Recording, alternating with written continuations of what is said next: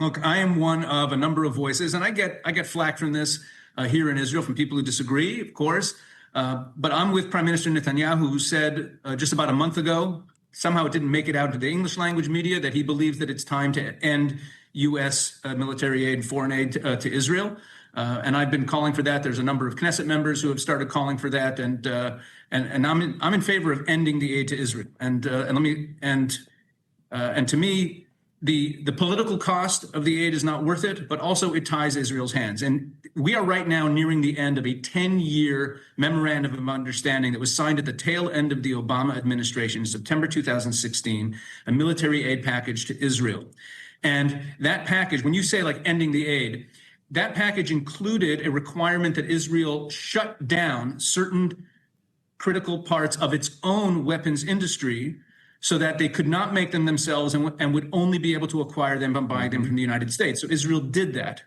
So those who say, just go ahead and shut down, just go ahead and end the aid, it's kind of not fair. It's almost like it's kind of a bait and switch. Wait a second. We have to shut down our military industry making certain weapons. That's a good point. You're just going to, so we can't cold turkey cut off the aid, because Israel needs to have an opportunity to rebuild that part of its weapons industry that the Obama deal forced Israel to shut down. So I am in favor of getting rid of the aid.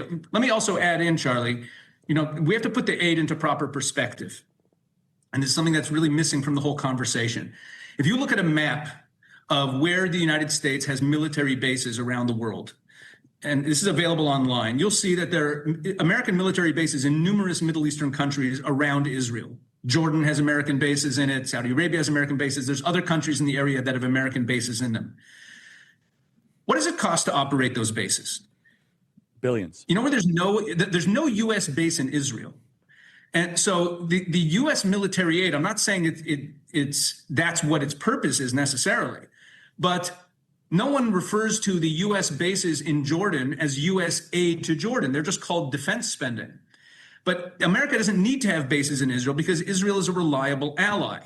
So when we take a look at the expenditures abroad, the aid to Israel is not that significant. That said, I agree, we should draw it back. At this point, it equals less than 1% of our GDP. It equals 10% of our military budget, which is a nice percentage, but it's not insurmountable. It's about 2% of our total budget. These are the 90% of Israel's military is paid for by Israel. So the time has come. Israel is independent enough. Israel is strong enough. And Prime Minister Netanyahu has said this, that we need to move towards drawing down the aid completely.